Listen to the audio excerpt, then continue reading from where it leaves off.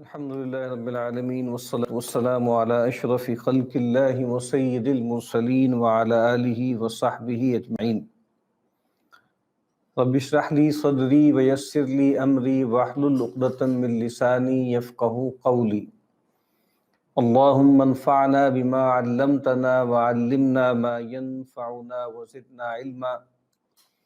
اللهم لا سهل إلا ما جعلته سهلا وأنت تجعل الحزن إذا شئت سهلا. آمین یا رب العالمین۔ کل ہم نے امام ابن تیمیہ رحمۃ اللہ علیہ کا ایک چھوٹی سی تحریر ہے قاعدہ فی الصبر، اس کا ہم مطالعہ کر رہے تھے۔ دیکھیے، یہ جو تحریر ہے جو ہم پڑھ رہے ہیں، اور کچھ اور تحریروں کا جس کا میں نے آپ کو تعارف بھی کرایا تھا، خود احیاء علوم الدین، پھر حافظ ابن قیم رحمۃ اللہ علیہ کی جو تصنیف ہے عدۃ الصابرین و ذخیرۃ الشاکرین، یا عز الدین ابن عبد السلام رحمۃ اللہ علیہ کی کتاب کا میں نے تذکرہ کیا تھا۔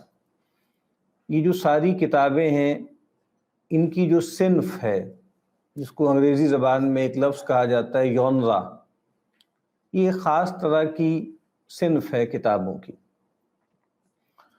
اور یہ جو موضوعات ہیں اس کی ایک پوری روایت ہماری دینی جو علوم کی روایت ہے اس میں موجود ہے، اور اس کا جو ایک جامع عنوان رہا ہے وہ تزکیہ اور احسان رہا ہے۔ ایک اور عنوان اس کا تصوف بھی رہا ہے۔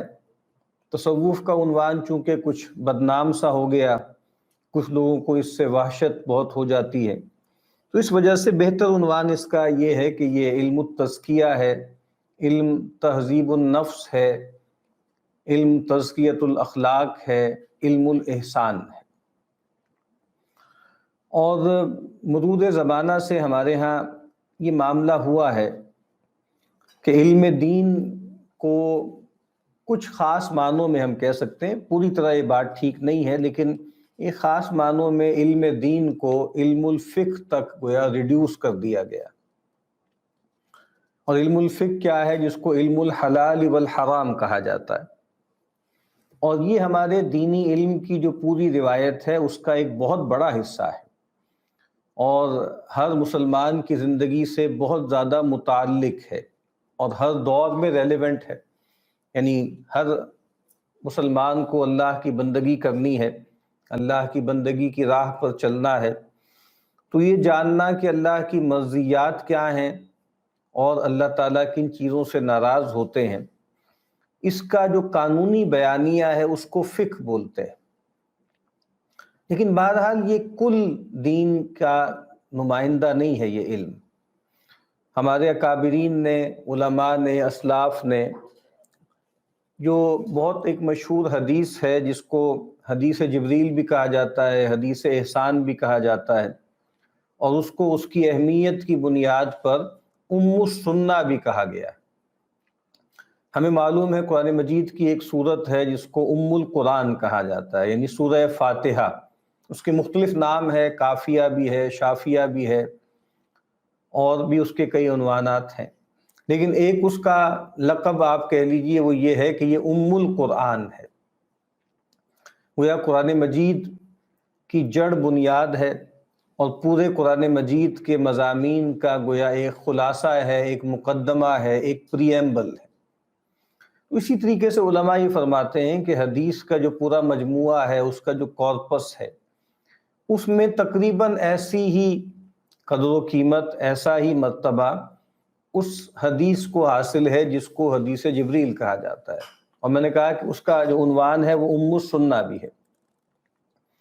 اس میں ہمیں معلوم ہے کہ یہ ایک واقعہ ہوا ہے، اور محدثین اور شارحین یہ لکھتے ہیں کہ نبی اکرم صلی اللہ علیہ وسلم کی حیات مبارکہ کے بالکل آخری حصے میں یہ سارا ایپیسوڈ ہوا۔ کچھ لوگ تو یہاں تک بھی کہتے ہیں کہ لگ بھگ 40 دن پہلے آپ کی وفات سے یہ واقعہ ہوا، کہ سیدنا جبریل علیہ السلام انسانی شکل میں آئے اور نبی اکرم صلی اللہ علیہ وسلم سے کچھ سوالات کیے۔ اور جیسا کہ ہمیں معلوم ہے کہ جو سوالات کا اسلوب ہوتا ہے اس میں ایک تو بات بہت پریسائز ہو جاتی ہے، دوسری بات یہ ہے کہ وہ یاد رکھنا آسان ہوتا ہے، اور وہ سارا کچھ ہوا ہے ایک ایونٹ کی شکل میں، اور ایک جیسے اچانک ایک واقعہ ہوا جس میں چونکا دینے کے پہلو بھی بہت سے تھے، اور آ کر سیدنا جبریل نے نبی اکرم صلی اللہ علیہ وسلم سے کچھ سوالات کیے۔ بنیادی طور پہ سوالات گویا 4 تھے۔ پہلا سوال یہ تھا کہ اسلام کیا ہے، دوسرا سوال یہ تھا کہ ایمان کیا ہے، تیسرا سوال یہ تھا کہ احسان کیا ہے، اور چوتھا سوال یہ تھا الساعہ کی بابت۔ تو اسلام، ایمان اور احسان، گویا یہ 3 بڑے تصورات ہیں ہمارے دین کے، اور گویا ایک طرح سے یہ ایک ڈیوائن ارینجمنٹ تھا، ایک الوہی انتظام تھا کہ نبی اکرم صلی اللہ علیہ وسلم کے دنیا سے رخصت ہونے سے پہلے ایک مرتبہ گویا دین کے جو بڑے معاملات تھے، جو مہمات امور تھے، ان کا جیسے اس کی ایک تکرار ہو گئی، ٹھیک ہے، اس کا ایک خلاصہ سامنے آ گیا۔ اسی لیے جب بعد میں نبی اکرم صلی اللہ علیہ وسلم نے پوچھا اپنے اصحاب سے کہ تمہیں معلوم ہے کہ یہ کون صاحب تھے؟ صحابہ نے عرض کی کہ اللہ اس کے رسول بہتر جانتے ہیں، تو آپ نے فرمایا کہ فَإِنَّهُ جبریل، یہ تو جبریل تھے، اَتَاكُمْ يُعَلِّمُكُمْ دِينَكُمْ، یہ آئے تھے تاکہ تمہارا دین تمہیں تعلیم کریں۔ اور اس حدیث کے کئی ورژنز ہیں، کئی اس کے طرق ہیں، اور مختلف الفاظ کے فرق سے نقل ہوئی ہے، تو اس میں سے ایک ورژن میں اس طرح کے الفاظ بھی ہیں کہ بھئی یہ آئے تھے کہ کچھ سوالات تمہیں کرنے چاہیے تھے لیکن تم نے چونکہ نہیں کیے، تو پھر اللہ تعالیٰ نے گویا سیدنا جبریل کو بھیجا، اور انہوں نے ان سوالات کے ذریعے دین کی بنیادی جو معاملات ہیں، جو اصول ہیں، ان کو گویا تازہ کر لیا، ریفریش کر لیا۔ اس میں بھی آپ دیکھیے 3 چیزیں ہیں نا، یعنی ایک ہمارا مسئلہ کیا ہے کہ ہمیں کچھ چیزوں کو ماننا ہے، اور یہ جو ماننے کا عمل ہے اس کا تعلق ہماری فکر سے ہے، ہمارے ذہن سے ہے، اور جس کو کوگنیشن بولتے ہیں اس سے تعلق ہے، تعقل سے اس کا تعلق ہے۔ پھر ہماری شخصیت کے اندر، ہمارے نفس کے اندر ایک اور پہلو جو ہے وہ ہمارے ارادے کا ہے، اور اس ارادے سے عمل پھوٹتا ہے۔ تو انسان صرف کوئی ذہن تھوڑا ہی ہے، انسان فکر تو نہیں ہے نا، انسان ایک مادی وجود ہے، وہ ایک جسم رکھتا ہے، اس کے اعضاء و جوارح ہیں۔ تو جب یہ ماننے کا عمل انسان کے ظاہر سے پھوٹتا ہے تو اس سے پھر اعمال پیدا ہوتے ہیں، کچھ کرنا ہوتا ہے۔ اس کا جواب کیا ہے؟ اس کا جواب اسلام ہے، اور ارکان اسلام نبی اکرم صلی اللہ علیہ وسلم نے بیان فرمائے۔ لیکن انسان کی شخصیت کا ایک اور پہلو بھی ہے، اور وہ اس کی طبیعت ہے، وہ اس کا مزاج ہے، یا جس کو لوگ کہہ دیتے ہیں کہ اس کے اخلاق ہے۔ اور یہ ایک لحاظ سے آپ دیکھیے تو انسانی شخصیت کا سب سے گہرا پہلو ہے، جس میں پسند ناپسند انسان کی جو ہے وہ بروئے کار آتی ہے، یعنی انسان کے لیے کچھ مرغوبات ہوتے ہیں، کچھ مکروہات ہوتے ہیں۔ تو یہ جو سطح ہے اس کے لیے احسان کا لفظ استعمال کیا، یعنی پہلا عمل اگر نوئنگ کا ہے یا بلیونگ کا ہے، یعنی جس کو ہم ایمان کہہ رہے ہیں، دوسرا عمل اگر جو ہے وہ ڈوئنگ کا ہے، کرنے کا ہے، جس کو اسلام کہا گیا، تو سب سے گہرا جو انسان کی شخصیت کا پہلو ہے وہ کیا ہے؟ وہ بینگ کا ہے، وہ ہونے کا ہے۔ تو ہم سے مطالبہ کچھ ماننے کا بھی ہے، ہم سے مطالبہ کچھ کرنے کا بھی ہے، اور ہم سے مطالبہ کچھ بننے کا یا ہونے کا بھی ہے۔ میں اس کی ایک سادہ مثال آپ کے سامنے عرض کرتا ہوں۔ ہمیں یہ بتایا گیا کہ صدق جو ہے ایک بہت بڑی قدر ہے، سچائی ایک بہت بڑی قدر ہے۔ ان الصدق ینجی والکذب یہلک، عام طور پہ جمعوں کے خطبات میں بھی ہم یہ کلمات سنتے ہیں کہ سچائی جو ہے وہ نجات دینے والی ہے، اور جھوٹ جو ہے وہ ہلاکت میں ڈالنے والا ہے۔ تو گویا ہم نے اس کو جان لیا، اور جیسے میں بار بار آپ سے عرض کر رہا ہوں، امام غزالی علیہ رحمہ کا منہج بھی یہی ہے نا کہ سب سے پہلے تو معرفت ہے، سب سے پہلے معارف ہیں، کچھ جاننا ہے، اور جان کی ظاہری بات ہے ماننا ہے۔ تو پہلا درجہ یہ ہوا کہ ہم نے یہ جان لیا اور مان لیا کہ سچائی ہی نجات دلانے والی ہے، اور ہمارا رب جو ہے وہ سچائی پر خوش ہوتا ہے اور جھوٹ سے ناراض ہوتا ہے۔ اس کے بعد اگلا عمل کیا ہے کہ اب ہمیں کچھ کرنا ہے، ہمیں سچ بولنا ہے۔ یہ ایک عمل ہے کہ ہم سچ بولنا شروع کر دیں، لیکن بات یہاں ختم نہیں ہوتی، بلکہ اس سے اگلا مرحلہ یہ ہے کہ ہمیں سچا بننا ہے۔ سچ بولنا ایک عمل ہے، سچا بننا ایک حال ہے، اسٹیٹ آف بینگ ہے۔ اور نبی کریم صلی اللہ علیہ وسلم نے اس کو بہت خوبی سے واضح فرمایا۔ آپ نے کہا کہ ان الرجل لیصدق، ایک شخص جو ہے وہ سچ بولتا ہے، وہ یتحری الصدق، ایک روایت میں ہے کہ وہ سچائی کا اہتمام کرتا ہے، سچائی کے لیے کدو کاوش کرتا ہے اور سچ بولتا رہتا ہے، حتی یکتب عند اللہ صدیقا، یہاں تک کہ اس کو اللہ تعالیٰ کے ہاں صدیق لکھ دیا جاتا ہے۔ تو اب آپ دیکھیے، ایک ہے سچ کو سچ ماننا، دوسرا ہے سچ بولنا، اور ایک ہے سچا بن جانا۔ تو یہ میں مثال سے آپ کے سامنے واضح کر رہا تھا۔ تو میں یہ عرض کر رہا ہوں کہ یہ جو تین ہمارے ہاں مصطلح ہیں، اسلام، ایمان اور احسان، اسی کے حوالے سے اس امت میں گویا علوم کی تین بڑی روایتیں چلیں۔ یعنی آپ دیکھیے نا، ایک تو علم حدیث ہے، علم تفسیر ہے، یہ تو آپ سمجھیے نا کہ وہ جو ٹیکسٹ ہے نا اس کا علم ہے، یعنی جس کو ہم نص بولتے ہیں، جس کو پروف ٹیکسٹ بولتے ہیں جو اسٹوڈنٹس کی زبان میں، وہ تو قرآن اور حدیث ہے نا، یا قرآن و سنہ ہے۔ اب اس کو سمجھنے کے اور اس کی جو تفصیلات ہیں، تو قرآن مجید کے حوالے سے تفسیر کا علم جو ہے وہ سامنے آیا، حدیث کے حوالے سے علم الحدیث ہے، علوم الحدیث ہے، وہ ساری چیزیں آئیں۔ لیکن اس کے بعد ان دو کو سامنے رکھ کر، قرآن و سنت تو اصل ہے نا، ان کو سامنے رکھ کر تین بڑے علوم اس امت کے اساتین نے، اکابرین نے پیدا کی۔ ایک جس کا تعلق ماننے سے ہے، ایمان سے ہے، جس کو عقیدہ کہتے ہیں، اور اسی کی ایک خاص طرح کی فارمولیشن ہے جس کو علم الکلام کہتے ہیں۔ یہ ایک نہیں ہے، علم العقیدہ، علم الکلام ایک نہیں ہے، لیکن بہرحال یہ جڑے ہوئے ہیں، نفس مضمون ان کا ایک ہی ہے۔ تو وہ آپ دیکھتے ہیں کہ اس امت کے اکابرین نے بہت بڑے بڑے کمالات دکھائے اس میں، اور یہ بات ہمیں معلوم ہونی چاہیے کہ اصلاً فقہ کا لفظ اس کے لیے بولا جاتا تھا، اور اس کو کہا جاتا تھا الفقہ الاکبر۔ امام ابو حنیفہ رحمۃ اللہ علیہ کی طرف جو ایک کتاب منسوب ہے، اس کا نام کیا ہے؟ الفقہ الاکبر، وہ عقیدے کی کتاب ہے۔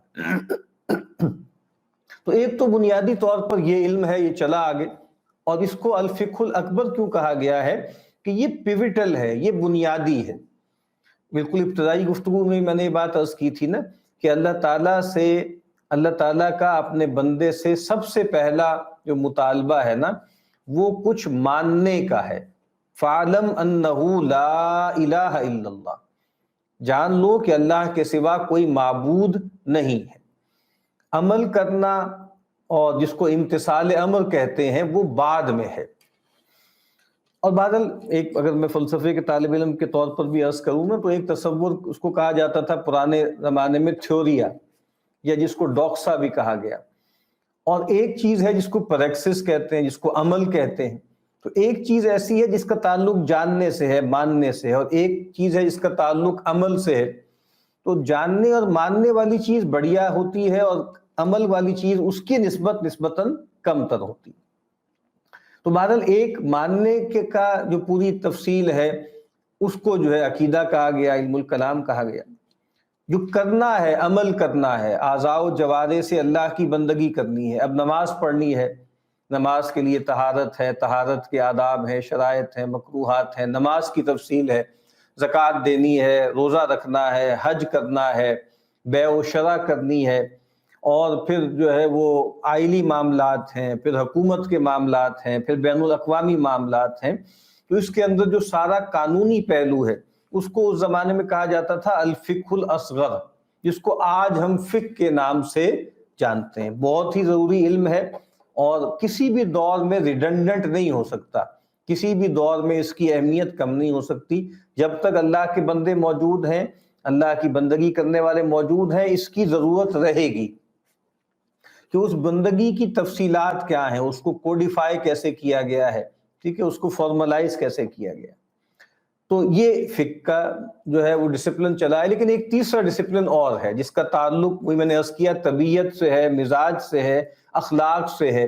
اس کو علم الاحسان کہہ لیجئے، اس کو علم التزکیہ کہہ لیجئے، اس کو تہذیب الاخلاق کہہ لیجئے، ٹھیک ہے۔ تو یہ جو علم ہے اسی کا ایک عنوان تصوف بھی رہا ہے۔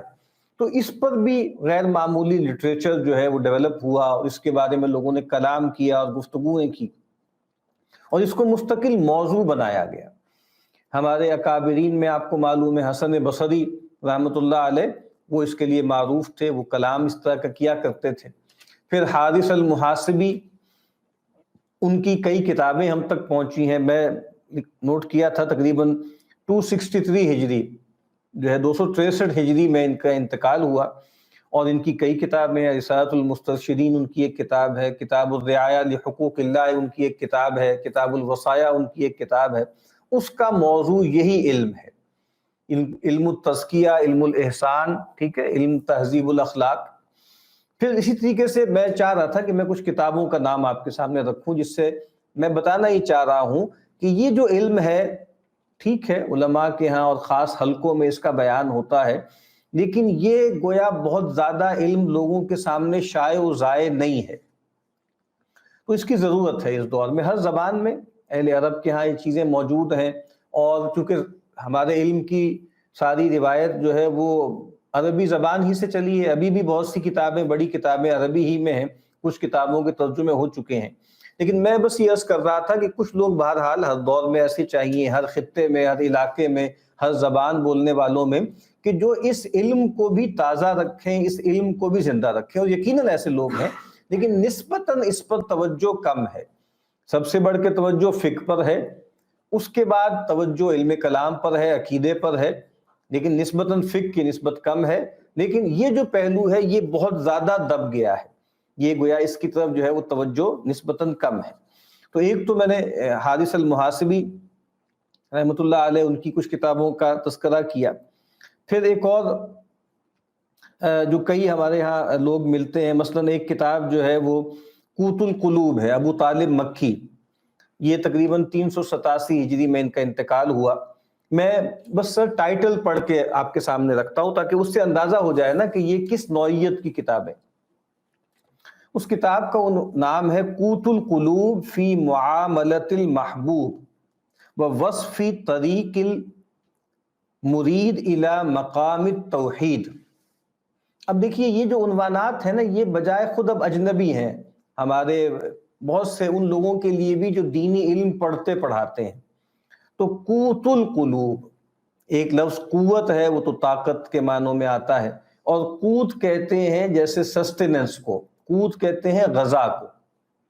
ایک آپ نے محاورہ عربی کا سنا ہوگا، قوت لا یموت، یعنی اتنی غذا کہ جس سے انسان اپنے آپ کو سسٹین کر لے اور وہ موت سے گویا بچ جائے۔ تو جس طرح انسان کے جسم کے لیے غذا کی ضرورت ہے، اسی طریقے سے اس کے دل کے لیے، اس کی روح کے لیے، اس کے لیے بھی غذا کی ضرورت ہے۔ تو یہ موضوع ہے اس کتاب کا، قوت القلوب فی معاملۃ المحبوب۔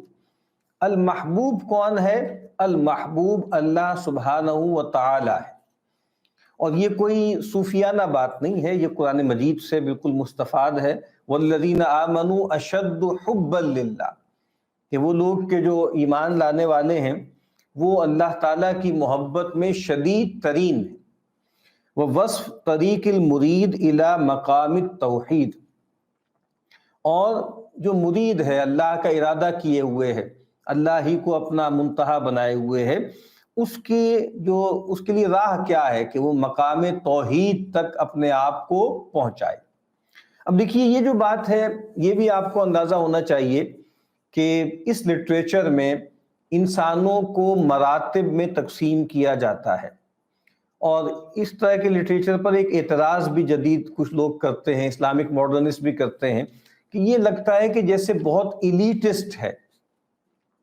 اس میں کہا جاتا ہے کہ جناب ایک عوام ہوتے ہیں، پھر کچھ خواص ہوتے ہیں، پھر کچھ اخص الخواص ہوتے ہیں، اور پھر کہا جائے گا کہ بھئی یہ عوام کی توحید تو یہ ہے، اور خواص کی توحید تو یہ ہے، اور اخص الخواص کی توحید یہ ہے، اور اس کو ریڈیکیول کیا جائے گا، اس کو اہانت کے انداز میں بیان کیا جائے گا کہ جناب یہ جو کہہ رہے ہیں کہ جناب یہ عوام کی توحید ہے، یہی سب کی توحید ہے، اور انہوں نے چیزوں کو بہت زیادہ ایسوٹیرک بنا دیا ہے، بہت کمپلیکس بنا دیا۔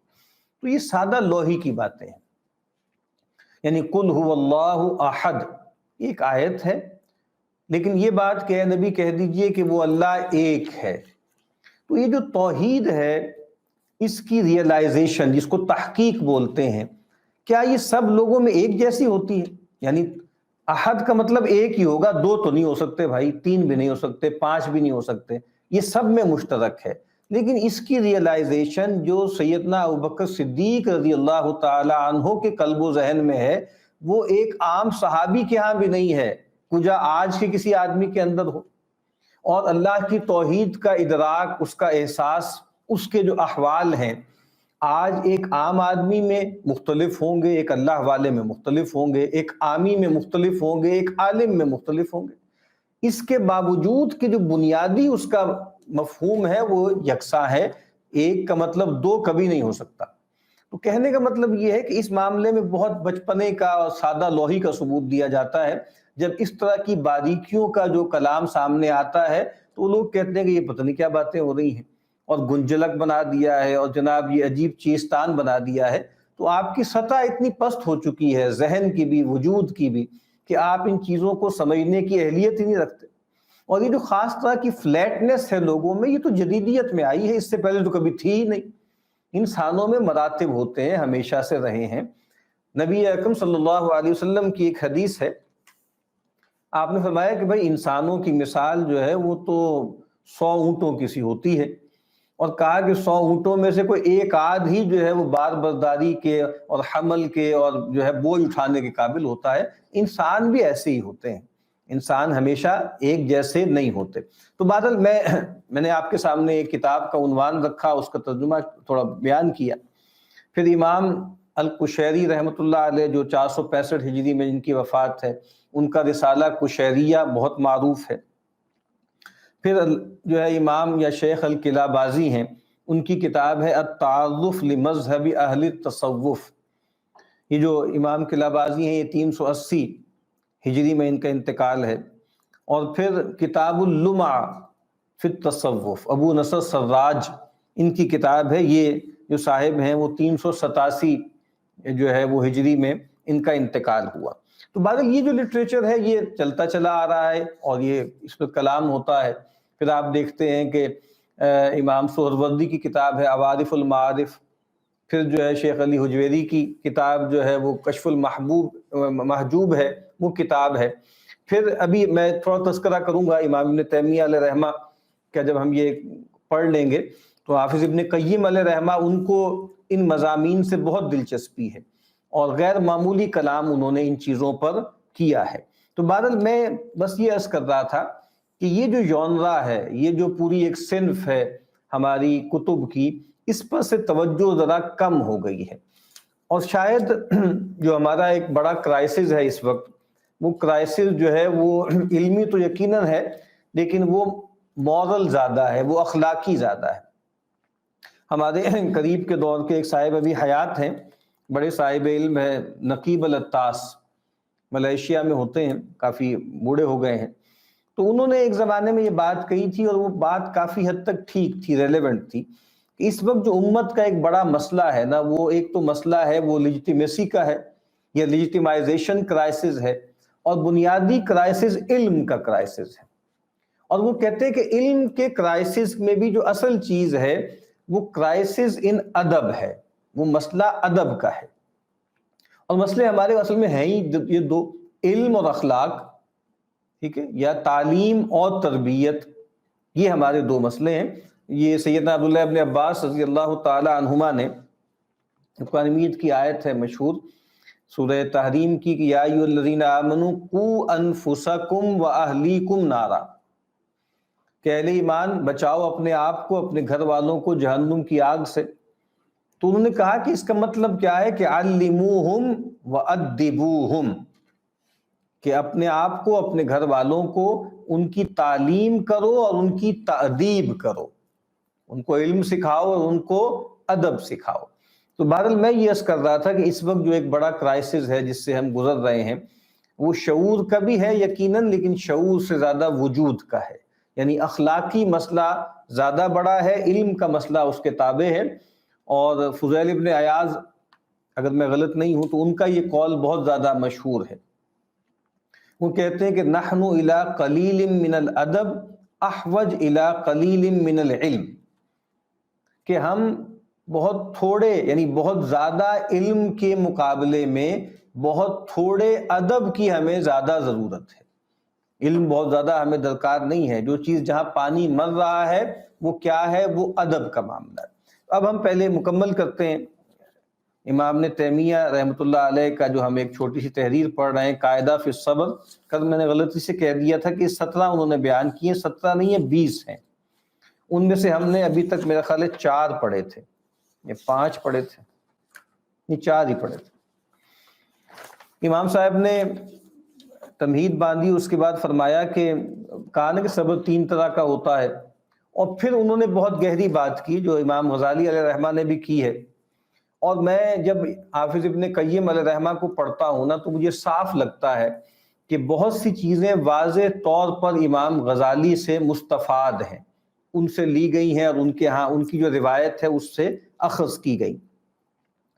تو وہ انہوں نے کہا تھا کہ دیکھیں ایول 2 طرح کے ہوتے ہیں نا، یعنی ایک ایول یا ایک تکلیف انسان کو جو پہنچتی ہے وہ اس میں بظاہر انسانوں کا کوئی لینا دینا نہیں ہوتا، وہ صاف طور پہ لگتا ہے کہ وہ ایک ڈیوائن ہینڈ انسان کو اس میں نظر آتا ہے، اور لگتا ہے کہ بھی اللہ کی طرف سے آئی ہے، بیماری آئی ہے، کھیت جل گیا، آج کے دور میں فیکٹری کو نقصان ہو گیا، اولاد دنیا سے چلی گئی، کچھ بھی ہے۔ تو اس میں تو کہتے ہیں کہ صبر کرنا نسبتاً آسان ہوتا ہے، کہ چونکہ اس میں ہیومن ایجنٹ اس طرح نظر نہیں آتا نا، تو انسان اگر من جملہ صاحب ایمان ہو تو وہ بہرحال اللہ تعالیٰ پر اعتماد کرتے ہوئے اس کو جھیل جاتا ہے۔ لیکن جہاں ہیومن ایول ہو، جہاں انسان درمیان میں ہو اور انسان کے ذریعے جو ہے وہ تکلیف پہنچے، وہاں پر صبر کرنا مشکل کام ہے، اس میں دقت ہوتی۔ اب امام صاحب نے فرما رہے ہیں کہ بھئی وہ کیا چیزیں ہیں، اگر ہم ان کو ملحوظ خاطر رکھیں تو ہمارے لیے صبر کرنا آسان ہو جائے گا۔ لیکن صبر بہرحال ایک شدت والی چیز ہے، جھیلنے کا مطلب یہی ہے نا کہ انسان برداشت کرے، استقامت کا ثبوت دے۔ لیکن امام صاحب فرما رہے ہیں کہ بھئی کچھ چیزیں ایسی ہیں انسان اگر ان کو پیش نظر رکھے تو انسانوں کی طرف سے ملنے والی اذیتوں کو جھیلنا، برداشت کرنا اس کے لیے آسان ہو جائے گا۔ 4 ہم نے پڑھی تھی، 5ویں سے شروع کرتے ہیں۔ کہتے ہیں کہ انسان اس بات پر غور کرے کہ جب وہ اپنے نفس کے لیے کسی سے بھی انتقام لیتا ہے تو اس سے کیا ہوتا ہے، وہ اپنے نفس کے اندر خود اپنے نفس کے بارے میں ذلت محسوس کرتا ہے، اور اگر انسان معاف کر دے، درگزر کر دے تو انسان کو اللہ تعالیٰ عزت عطا فرماتے ہیں، اور کہتے ہیں کہ جو صادق مصدوق ہے نبی کریم صلی اللہ علیہ وسلم، آپ نے فرمایا ما زاد اللہ عبدا بعفو الا عزا، اللہ تعالیٰ کسی بندے کے ہاں اضافہ نہیں کرتے اس کے معاف کرنے کی وجہ سے مگر عزت میں۔ اور یہ بہت اہم نفسیاتی مسئلہ ہے، یعنی انسان یہ خیال کرتا ہے کہ اگر میں معاف کر دوں، میں درگزر کر دوں تو میں تو نیچا ہو جاؤں گا، میں تو کمزور ہو جاؤں گا۔ لوگ کہتے ہیں نا کہ یار میں کوئی کسی سے لے کے کھاتا ہوں، میں کسی سے دبتا ہوں، یعنی لوگ کیا خیال کرتے ہیں کہ یہ مجھے دبائے چلے جائیں گے تو میں کوئی ذلیل آدمی ہوں، میں کوئی چھوٹا آدمی ہوں۔ تو وہ خیال کرتے ہیں کہ معاف کرنا گویا ذلیل ہونا ہے، معاذ اللہ۔ تو اللہ کے نبی صلی اللہ علیہ وسلم نے پرسپیکٹیو کو بالکل بدل دیا۔ آپ نے کہا کہ انسان جب طاقت اور قوت ہونے کے باوجود معاف کرتا ہے تو اللہ تعالیٰ اس کو عزت میں بڑھا دیتے ہیں۔ یہ میں نے جو اضافہ کیا یہ بھی اہم ہے نا، ایک تو بے چارگی کی وجہ سے آدمی کو معاف کرنا ہوتا ہے، ٹھیک ہے، وہ بھی اللہ کے ہاں اس کا بھی اجر ہوگا، لیکن اصل بات تو یہ ہوتی ہے نا کہ انسان انتقام لینے پر، بدلہ لینے پر قادر بھی ہو، اس کے باوجود وہ معاف کر دے، درگزر کرے۔ تو امام فرماتے ہیں کہ انسان اگر اس بات کو ملحوظ رکھے کہ معاف کرنا عزت ہے، ذلت نہیں ہے، تو یہ چیز بھی انسان کو بہت فیسیلیٹیٹ کرتی ہے۔ چھٹی بات وہ فرماتے ہیں، کہتے ہیں کہ وَهِيَ مِنْ أَعْظَمِ الْفَوَائِدِ، صبر کرنا، جھیلنا، برداشت کرنا، معاف کرنا، اس کا سب سے بڑا فائدہ کیا ہے؟ امام کہتے ہیں کہ عربی کا ایک قاعدہ ہے کہ ان الجزاء من جنس العمل، یا ان الجزاء من جنس العمل، کہ بدلہ جو ہوتا ہے وہ عمل کی نوع میں سے ہوتا ہے، جنس میں سے ہوتا ہے۔ یعنی کیا مطلب ہے اس کا؟ کہ انسان، ہر انسان ظالم بھی ہے، گنہگار بھی ہے، تو اگر وہ انسانوں کو معاف کرے، انسانوں سے درگزر کرے، تو اللہ تعالیٰ بھی اس سے درگزر کریں گے، اس کو معاف کریں گے۔ قرآن مجید میں ایک مقام پر، محل سورہ توبہ ہی میں ہے، جہاں وہ واقعہ ہوا ہے سیدہ عائشہ رضی اللہ تعالی عنہا پر معاذ اللہ جو تہمت لگائی گئی ہے، وہ سارا قصہ بیان ہوا، اور اس میں منافقین کے پروپیگنڈے میں کچھ صادق الایمان لوگ بھی آ گئے۔ تو سیدنا مصطح ایک صحابی تھے جو سیدنا ابوبکر صدیق رضی اللہ تعالی عنہ کے اعزاء میں سے تھے، اور غریب آدمی تھے، تو سیدنا ابوبکر صدیق رضی اللہ تعالی عنہ گویا فائنینشلی ان کو سپورٹ کرتے تھے، کوئی وظیفہ دیتے تھے۔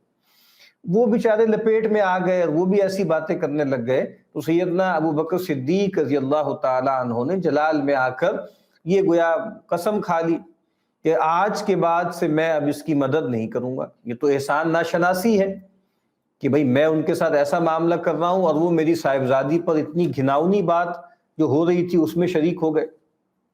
تو قرآن مجید نے اس بات کو باقاعدہ موضوع بنایا، اور پھر کہا کہ جو اولو الفضل ہیں ان کو چاہیے کہ وہ اپنے فضل کو نہ روکیں، اور پھر اس میں فرمایا نا کیا تم یہ نہیں چاہتے کہ اللہ تعالیٰ تمہیں معاف کرے؟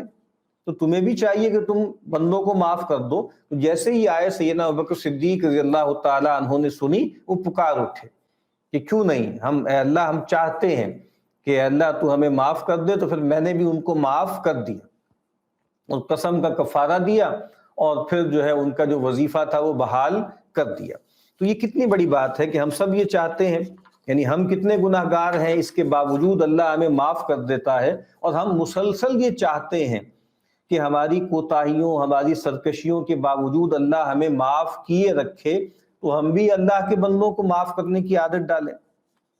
ساتواں فائدہ کہتے ہیں، ایک چیز بہت اہم ہے نا، بہت گہری ہے، وہ کہتے ہیں کہ انسان جب اپنے آپ کو، اپنے نفس کو مشغول کرے گا انتقام میں اور مقابلے بازی میں جائے گا، تو کتنا وقت اس میں ضائع کر دے گا۔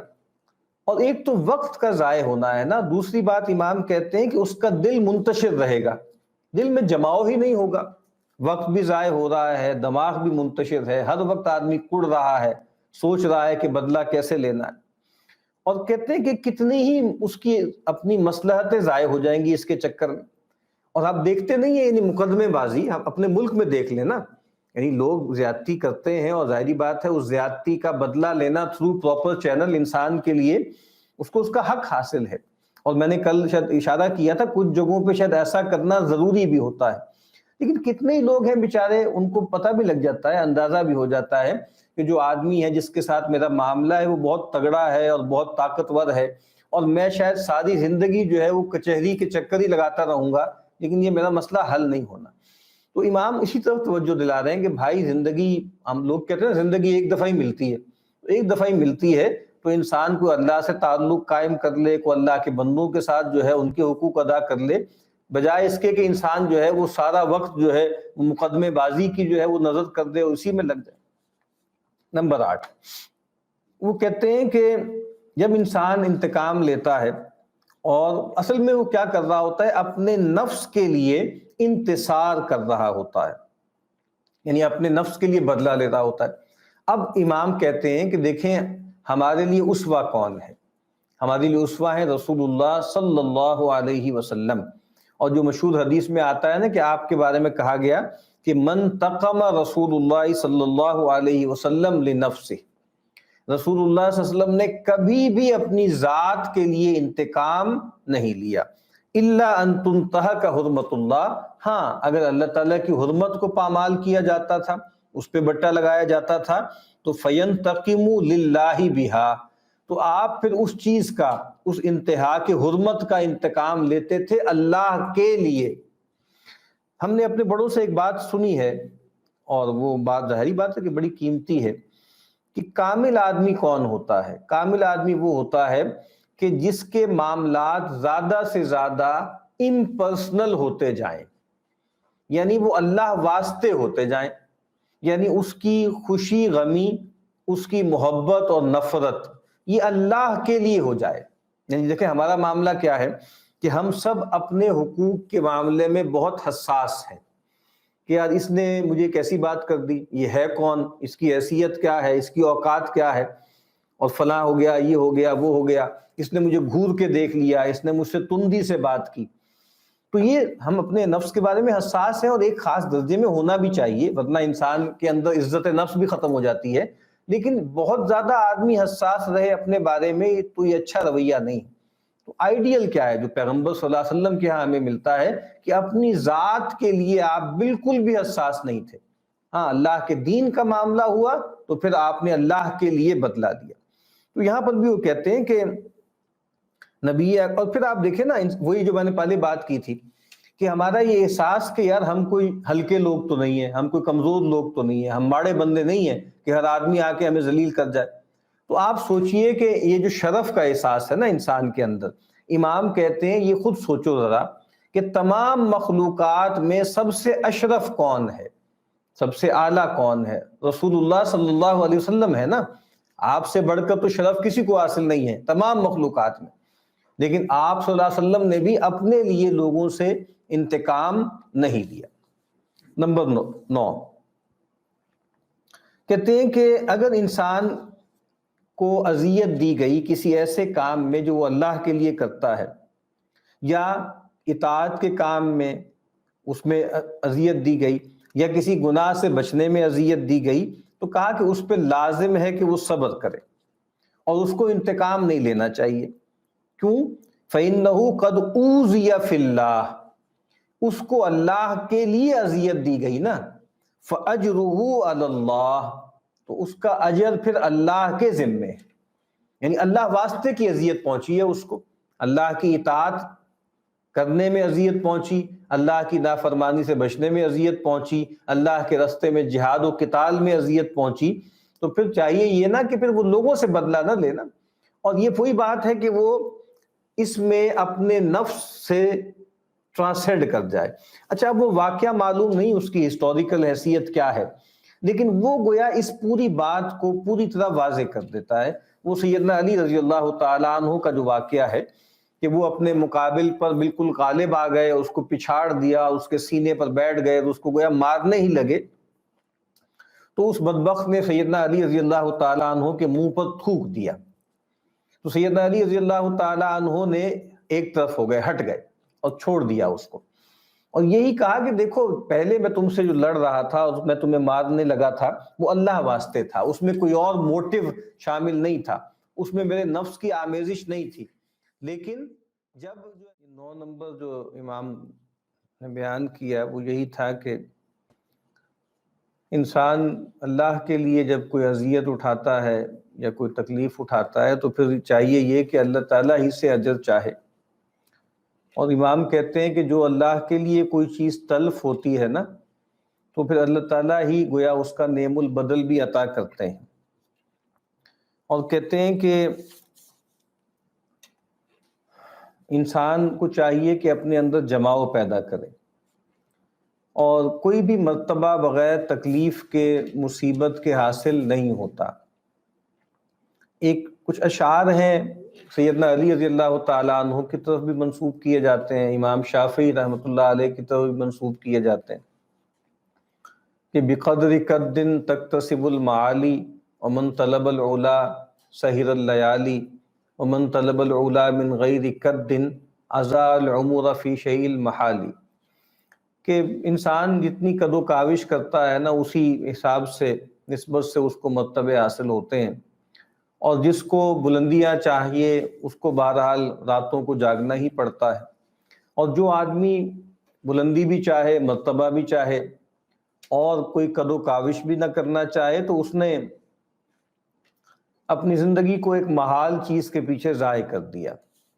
اور اردو میں بھی شاید حال ہی کا شعر ہے، کس کا ہے کہ تناسانی چاہے اور آبرو بھی، یہ قوم کل ڈوبی اگر آج نہ ڈوبی۔ تو تناسانی کے ساتھ تو نہ فرد کو کوئی مرتبہ حاصل ہوتا ہے، نہ اجتماع کو مرتبہ حاصل ہوتا ہے۔ اور پھر امام کہتے ہیں کہ جو آدمی تکلیفوں کو، مصیبتوں کو، اور بارشوں کو، اور برف باریوں کو، اور سفر کی مشقتوں کو، اور جو قطاع الطریق ہیں، جو چور ڈکیت ہیں، ان کو فیس نہیں کر سکتا، تو پھر اس کو جو ہے یہ تجارت کی کوئی ضرورت نہیں، پھر وہ رہے۔ یعنی ہمارے یہاں عام طور پہ جو موٹیویشنل سپیکرز ہوتے ہیں، اس طرح کے سپیکرز ہوتے ہیں، وہ اس طرح کی مثالیں بھی دے رہے ہوتے ہیں کہ یار دیکھو، جو بحری جہاز ہوتا ہے وہ سب سے زیادہ سیف کہاں ہوتا ہے؟ وہ ہاربر میں ہوتا ہے، اور جو ہوائی جہاز ہوتا ہے یا جیٹ ہوتا ہے وہ بھی سب سے سیف کہاں ہے؟ جب وہ لینڈڈ ہے ایئرپورٹ کے اوپر یا ایئر بیس کے اوپر۔ جیسے ہی وہ جو ہے وہ سمندر میں جاتی ہے کشتی یا جہاز، اور جیسے ہی جو ہے وہ جہاز آسمانوں میں اڑتا ہے، تو بہرحال رسک تو ہوتا ہے، اور پھر اس میں ظاہری بات ہے کہ خطرہ بھی ہوتا ہے۔ تو اگر آپ کو خطروں سے اتنا ہی ڈر لگتا ہے تو پھر آپ اس راہ پہ چلے کیوں؟ تو سلوک الی اللہ بہرحال اس کے راستے میں جو ہے تکلیفیں بھی ہیں، پریشانیاں بھی ہیں، مصیبتیں بھی ہیں۔ نمبر 10، وہ کہتے ہیں انسان اس بات کو دیکھے ذرا کہ جب وہ صبر کرتا ہے تو اس کو اللہ تعالیٰ کی معیت حاصل ہوتی ہے، اور اللہ تعالیٰ کی محبت اسے حاصل ہوتی ہے، اس کی رضا اسے حاصل ہوتی ہے۔ اور کہا کہ جس کے ساتھ اللہ ہو جائے تو پھر ظاہری بات ہے کہ کون اس کو گرا سکتا ہے؟ یعنی اللہ کے نبی صلی اللہ علیہ وسلم نے فرمایا نا، یعنی آپ نے تو یہاں تک فرمایا کہ جو آدمی اپنے کسی بھائی کی مدد میں ہوتا ہے اللہ اس کی مدد میں ہوتا ہے، اور جو براہ راست اللہ کے کاموں میں لگ جائیں، وَلَيَنْصُرَنَّ اللَّهُ مَن يَنْصُرُهُ، کہ اللہ ضرور بھی ضرور ان کی مدد کرتا ہے جو اس کی مدد کرتے ہیں۔ ان تنصروا اللہ ینصرکم، اگر تم اللہ کی مدد کرو گے یعنی اللہ کے دین کی مدد کرو گے تو اللہ تمہاری مدد کرے گا۔ اور پھر وہ آگے آیات نقل کرتے ہیں، وَاصْبِرُوا إِنَّ اللَّهَ مَعَ الصَّابِرِينَ، اہل ایمان صبر کرو، اللہ تعالیٰ صابروں کے ساتھ ہے۔ اور فرمایا کہ وَاللَّهُ يُحِبُّ الصَّابِرِينَ، اللہ تعالیٰ محبت کرتے ہیں صبر کرنے والوں کے ساتھ۔ تو گویا معیت بھی اللہ کی حاصل ہوتی ہے، محبت بھی حاصل ہوتی ہے۔ نمبر 11، کہ اس بات کو دیکھے، اس پر غور کرے کہ صبر جو ہے وہ نصف ایمان ہے، یعنی شکر نصف ایمان ہے اور صبر نصف ایمان ہے۔ تو کہتے ہیں کہ انسان یہ نہ کرے کہ اپنا بدلہ لینے کے لیے، اپنی ناک اونچی رکھنے کے لیے اپنا جو ایمان کا نصف ہے اس کو ضائع کر دے۔ تو کہتے ہیں اگر انسان صف سے کام لے گا، صبر سے کام لے گا، تو گویا وہ اپنا پورا آدھا ایمان بچا لے گا اور نقص اس میں نہیں رہے گا۔ اور پھر کہا کہ واللہ یدافع عن الذین آمنوا، کہ ان اللہ یدافع عن الذین آمنوا، یہ تو قرآن مجید کی آیت بھی ہے، یا اللہ تعالیٰ دفع کرتے ہیں یا دفاع کرتے ہیں اللہ تعالیٰ اہل ایمان کا۔ 12 نمبر، کہتے ہیں کہ یہ جان لے یا دیکھ لے، اس پہ غور کرے کہ صبر کرنا، انسان جب صبر کرتا ہے تو اپنے نفس پر قہر اور غلبہ حاصل کرتا ہے، اور جب انسان اپنے نفس پر قہر حاصل کرتا ہے تو گویا اپنے نفس کو دبا لیتا ہے۔ یعنی نفس سے یہاں مراد نفس امارہ ہے، اور یہ جو ایک صراع ہے نا، یہ صراع یہ ساری زندگی کا ہے، یہ ایک مستقل جو ہے وہ جنگ ہے جو جاری رہتی ہے۔ جب انسان اپنے نفس کو دباتا ہے اور اس کے اوپر جبر کرتا ہے تو اس سے کیا ہوتا ہے؟ اس کو اپنے رب کی رحمت حاصل ہوتی ہے۔ اور اگر انسان صبر نہ کرے تو کیا ہوتا ہے کہ پھر وہ اپنے نفس پر اور شیطان پر غلبہ نہیں پا سکتا۔ اور کہا کہ انسان جب انتقام کی نفسیات میں جیتا ہے تو پھر شیطان کو در اندازی کا موقع دیتا ہے۔ 13 نمبر کہتے ہیں کہ یہ جان لے کہ اگر وہ صبر کرتا ہے فاللہ ناصرہ ولا بد، اللہ اس کا ناصر ہے اور اللہ اس شخص کا وکیل بن جاتا ہے جو صبر کرتا ہے۔ اور وہ آدمی گویا ظالم کو سپرد کر دیتا ہے اللہ کے، اور جو آدمی اپنا بدلہ خود لیتا ہے اللہ تعالیٰ پھر اس کو اس کے نفس کے سپرد کر دیتے ہیں. گویا پھر اللہ تعالیٰ کہتے ہیں کہ ٹھیک ہے پھر تم بدلہ خود لے لو. یعنی جب اللہ کے سپرد کر دیتا ہے تو گویا اللہ تعالیٰ سے کہتا ہے کہ اے اللہ تو میرا بدلہ ان سے لے. اور جب کہتا ہے کہ نہیں بھائی میں ہی کنٹرول میں ہوں، مجھے سارے حساب برابر کرنے ہیں، سارے معاملات یہیں سیٹل کرنے ہیں، تو پھر اللہ تعالیٰ کہتے ہیں کہ بھائی ٹھیک ہے پھر تم نپٹ لو. ایک حدیث ہے بہت مشہور واقعے کے انداز میں ہے کہ ایک موقع پہ رسول اللہ صلی اللہ علیہ وسلم موجود تھے، سیدنا ابوبکر بھی تھے، تو ایک صاحب بہت بری بری باتیں ان سے کر رہے تھے. وہ خاموش رہے، صبر کیا. رسول اللہ صلی اللہ علیہ وسلم مسکراتے رہے کہ بھئی یہ بڑا اچھا ان کا کنڈکٹ ہے. پھر ایک وقت آیا کہ وہ جیسے مستر سے ہو گئے، انہوں نے ترکی بترکی جواب دینا شروع کر دیا. تو نبی اکرم صلی اللہ علیہ وسلم مجلس سے اٹھ گئے. پھر بعد میں سیدنا ابوبکر صدیق رضی اللہ تعالیٰ عنہ حاضر ہوئے. انہوں نے عرض کی کہ اللہ کے نبی یہ سارا معاملہ ہوا ہے تو آپ تشریف لے گئے. تو اللہ کے نبی نے فرمایا کہ جب تک تم خاموش تھے، تم نے صبر کیا، انہو کان معک ملک، کہ تمہارے ساتھ ایک جو ہے وہ فرشتہ تھا، یرد عنک، جو تمہاری طرف سے رد کر رہا تھا، تمہاری طرف سے ڈیفنس کر رہا تھا تمہارا. فلما رددت علیہ بعض قولہ، اور جب تم نے کچھ باتیں ان پہ جو ہے وہ مقابلہ کیا یا تم نے اس کا جواب دیا، تو کہا کہ وقع الشیطان، پھر شیطان کو در اندازی کا موقع مل گیا. اور ایک دوسری روایت میں فلما انتصرت، جب تم نے بدلہ لے لیا، ذهب الملک، تو وہ فرشتہ تو رخصت ہو گیا. وقعد الشیطان، اور پھر شیطان گویا آ کر بیٹھ گیا. اور کہا کہ فلم اکن لاجلس اذا وقع الشیطان، اور کہا کہ میں جب شیطان آ جاتا ہے کسی بھی معاملے میں تو پھر میرا وہاں بیٹھنا بنتا نہیں ہے. تو یہ بہت خوبصورت واقعہ ہے کہ جب تک تم خاموش تھے تو گویا فرشتہ اللہ کی طرف سے متعین تھا، وہ تمہاری طرف سے دفاع کر رہا تھا. جب تم نے کہا کہ مجھے خود بدلہ لینا ہے تو وہ فرشتہ وہاں سے رخصت ہو گیا. 14 نمبر جو فائدہ ہے وہ کیا ہے، یا کیا چیز فیسیلیٹیٹ کرتی ہے؟ کہتے ہیں کہ جب انسان صبر کرتا ہے اس پر جو اس نے اس کو اذیت دی، اور وہ جو ہے وہ اپنے خصم کے ساتھ کوئی زیادتی نہیں کرتا، جواب نہیں دیتا، اس سے کیا ہوتا ہے کہ جو بعض اوقات جو خصم ہوتا ہے اس کا مد مقابل ہوتا ہے نقصان پہنچانے والا، وہ رجوع کرتا ہے، اس کے اندر ندامت پیدا ہوتی ہے، اس کے اندر اعتذار کے جذبات پیدا ہوتے ہیں، اور لوگ بھی اس کو ملامت کرتے ہیں، دیکھو بھائی تم کیسے کر رہے ہو، یعنی وہ اتنا آدمی شریف ہے، تم زیادتی کرتے چلے جا رہے ہو، وہ آگے سے جواب بھی نہیں دے رہا، تو لوگ بھی پھر ملامت کرتے ہیں. تو پھر اس کے اندر جو ہے وہ حیا پیدا ہوتی ہے، اور پھر وہ رجوع بھی کرتا ہے. اور پھر آگے امام قرآن مجید کی وہ آیت لے کر آئے ہیں، ادفع باللتی ہی احسن فاذا الذی بینک وبینہ عداوۃ کانہ ولی حمیم، کہ اس کی زیادتی کو دور کرو بھلے طریقے سے، پھر وہ شخص وہ اور جس کے تمہارے درمیان دشمنی تھی وہ ایسے ہو جائیں گے جیسے کہ گرم جوش دوست.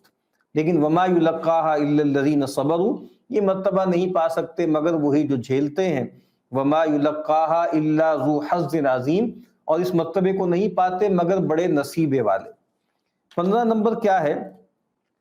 بعض اوقات کہتے ہیں کہ جب تم انتقام لیتے ہو، بدلہ لیتے ہو، تو اس سے جو برا آدمی ہے نا، جو ظالم ہے، وہ ضد کا شکار ہو جاتا ہے، اور وہ مزید جس کو ہمارے یہاں کہتے ہیں ڈھیٹ ہو جاتا ہے، اور اس کا جو پندار ہے اس کو چوٹ لگتی ہے، اور وہ جو ہے مزید لوگوں کو ضرر پہنچاتا ہے. تو اب کہتے ہیں کہ جب انسان صبر کرے، جھیل جائے، تو یہ ضرر بچ جاتا ہے، رک جاتا ہے. اور کہتے ہیں کہ عاقل وہ ہوتا ہے کہ جو دو ضرر میں سے کم تر ضرر کو اختیار کرے، برتر یا زیادہ ضرر کو اختیار نہ کرے.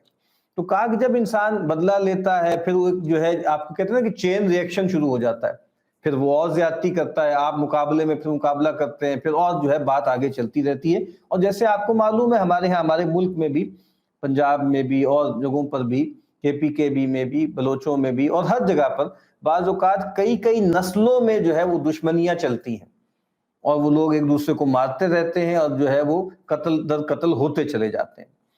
16واں نمبر کیا ہے؟ کہتے ہیں کہ جو آدمی انتقام کی نفسیات پال لیتا ہے اور وہ صبر نہیں کرتا تو لازماً پھر وہ ظلم بھی کرنے لگتا ہے. کتنا اچھا جملہ امام صاحب نے لکھا ہے، فَإِنَّ النَّفْسَ لَا تَقْتَصِرُ عَلَى قَدْرِ الْعَدْلِ الْوَاجِبِ لَهَا، کہ نفس جو ہے وہ جو عدل ہے نا، جتنا کرنا واجب ہے اس تک رکتا تھوڑی ہے، آگے چلا جاتا ہے۔ میں نے پہلے بھی مثال دی تھی نا کہ اللہ کے نبی نے کہا کہ باقاعدہ وے کیا جائے گا، گیج کیا جائے گا، کتنا اس کی غلطی تھی، کتنا تم نے اس کو پیٹا یا مارا، اور اگر وہ زیادہ ہوا تو تمہیں اس کو جو ہے وہ کرنا پڑے گا۔ تو اب یہ کانٹے کی تول تو انسان کر نہیں پاتا نا، انسان بعض اوقات آگے چلا جاتا ہے۔ تو وہ جو کہتے ہیں نا کہ یار مظلوم ہونا ایک اچھی صورتحال ہے نسبتاً اس سے کہ آدمی ظالم بن جائے۔ ایک بہت مشہور فلسفی ہے، اس کا ایک جملہ بہت ہی معروف ہے، اس نے کہا کہ دیکھو درندوں سے لڑتے لڑتے کہیں ایسا نہ ہو کہ تم بھی درندے بن جانا، یعنی تم درندے سے لڑ رہے تھے اور جب تم نے اس کا مقابلہ کیا تو تمہارے اندر بھی وہ سفاکی پیدا ہو گئی، تمہارے اندر بھی وہ بربریت پیدا ہو گئی، اور تم پہلے مظلوم تھے پھر ظالم بن گئے۔ یعنی یہ بات آپ کو معلوم ہے گلوبل سطح پر یہود سے کہی جاتی ہے کہ یار تمہیں پرسیکیوٹ کیا گیا، عیسائیوں نے پرسیکیوٹ کیا، مسلمانوں نے تمہیں بچایا، اور ویسے بھی تاریخ میں کتنے کتنے لوگوں نے تمہیں پرسیکیوٹ کیا، لیکن اب کیا ہوا ہے کہ تمہیں طاقت ملی، تمہیں ہیجمنی ملی، تمہیں غلبہ ملا، اور اب تم جو ہے اپنے مخالفین کو دبانے لگے ہو، ان پہ ظلم کر رہے ہو۔ تو انسان کو اپنے ماضی کو جاننا چاہیے، اور مظلوم بننا بہرحال ایک بہتر حالت ہے ظالم بننے سے۔ 17 نمبر کیا ہے، کہتے جب انسان پر کوئی ظلم ہوتا ہے، زیادتی ہوتی ہے، تو یہ چیز کیا بنتی ہے، کفارہ بن جاتی ہے، یعنی اس کے بہت سے گناہوں کا کفارہ بن جاتی ہے، اور اس کے درجات کی بلندی کا ذریعہ بن جاتی ہے۔ ہم سب نے وہ حدیث سنی ہوئی ہے نا، مفلس والی، اس میں یہی ہے کہ انسان کے لیے اس دنیا کے جو ڈیبٹس ہیں نا، وہاں پر وہ کریڈٹس بن جائیں گے، اور سچی بات یہی ہے کہ وہاں پہ جا کے لوگ یہ حسرت کریں گے کہ یار جتنے ہم نے حساب برابر کیے تھے، جتنے بدلے لیے تھے، کاش وہ بھی نہ لیے ہوتے، تاکہ ہمیں یہ اتنا زیادہ اجر مل جاتا اور ہمارے جو گناہ ہے وہ ان پہ لاد دیے جاتے۔ تو یہ بھی بہت اہم پرسپیکٹیو ہے جو اس کے امام صاحب سامنے لا رہے ہیں۔ 18 نمبر کیا ہے، کہتے ہیں کہ اس کا معاف کرنا، اس کا صبر کرنا، یہ گویا سب سے زیادہ مضبوط لشکر ہے اس کا اپنے دشمن کے خلاف۔ کیوں؟ کہتے ہیں جب انسان صبر کرتا ہے اور درگزر کرتا ہے، یہ اس کے دشمن کی ذلت کا سبب ہے، اور اس سے لوگ جو ہیں وہ ڈرنے لگتے ہیں، خوف کرنے لگتے ہیں۔ یعنی آپ کا کیا خیال ہے، یعنی کوئی آدمی کوئی بہت بڑی زیادتی معاف کر دے تو اصلاً تو لوگ ڈر جاتے ہیں کہ معلوم نہیں یہ پتہ نہیں کیا آدمی ہے، اور اس نے بدلہ ہی نہیں لیا، کہیں بد دعائی نہ دے دے، تو لوگ آتے ہیں ہاتھ جوڑ کے معافی مانگتے ہیں کہ آپ کو بدلہ کیوں نہیں لے رہے، آپ کو اس پہ ریئیکٹ کیوں نہیں کر رہے۔ تو لوگ ڈر جاتے ہیں باقاعدہ کہ پتہ نہیں کون اللہ والے ہیں، یہ کیا ہیں، یہ کوئی بد دعا نہ دے دیں، کوئی ایسا معاملہ نہ ہو جائے کہ ہم جو ہے بالکل ہی ذلیل و خوار ہو جائیں، تباہ و برباد ہو جائیں۔ تو واقعتاً یہ بہت گہری بات ہے کہ اصل میں آپ گویا ذلیل کر دیتے ہیں اپنے دشمن کو۔ 19 نمبر کہتے ہیں کہ جب انسان اپنے دشمن کو معاف کر دیتا ہے تو یہی اسی پہ پچھلی بات کا ایک اور پہلو ہے، تو اس کا خصم، اس کے نفس میں یہ لازماً خیال پیدا ہوتا ہے کہ میرا جو مخالف ہے نا، جس پر میں نے زیادتی کی ہے، وہ مجھ سے برتر ہے، اخلاقی طور پر برتر ہے، اور وہ گویا بہت بازی لے گیا۔ یعنی یہ اصل میں معاف کر کے اس نے تو گویا، جس کو ہمارے محاورے میں کہتے ہیں کہ اس کی تو گڈی اونچی ہو گئی، اس کا تو شملہ اور اوپر ہو گیا۔ میرا تو خیال تھا کہ میں نے ظلم زیادتی کی، یہ ذلیل ہو جائے گا، اس نے تو معاف کر کے مجھے ذلیل کر دیا، اور میں جو ہوں اس کے نیچے لگ گیا ہوں، اور سب لوگ جو ہے اس کی تعریفیں کر رہے ہیں۔ تو کہتے ہیں یہ بھی بہت اہم بات ہے کہ یہ کوئی چھوٹا فضل تو نہیں ہے، کوئی چھوٹا شرف نہیں ہے درگزر کرنے کا، یعنی گویا اس میں نفس کے لیے بھی گویا آپ سمجھ لیں ایک موٹیویشن ہے۔ اور آخری بات وہ کہتے ہیں کہ جب وہ عفو و صفح سے کام لیتا ہے تو یہ ایک نیکی کرتا ہے وہ۔ اور پھر امام صاحب وہ قاعدہ بیان کرتے ہیں جو ہمارے تمام اکابرین بیان کرتے ہیں کہ جب انسان ایک نیکی کرتا ہے تو اس نیکی کے بطن سے ایک اور نیکی تولد ہوتی ہے، یعنی نیکی ایک اور نیکی کو وجود دیتی ہے، جیسے برائی ایک اور برائی کو جنتی ہے، اسی طرح نیکی ایک اور نیکی کو جو ہے وجود دیتی ہے۔ اور پھر کہا نا کہ فَإِنَّ مِن ثواب الحسنۃ الحسنہ، نیکی کا ایک نقد ثواب کیا ہے دنیا میں، کہ ایک اور نیکی کی توفیق ملتی ہے، اور بدی کی نحوست کیا ہے کہ اس سے ایک اور بدی جو ہے وہ جنم لیتی ہے۔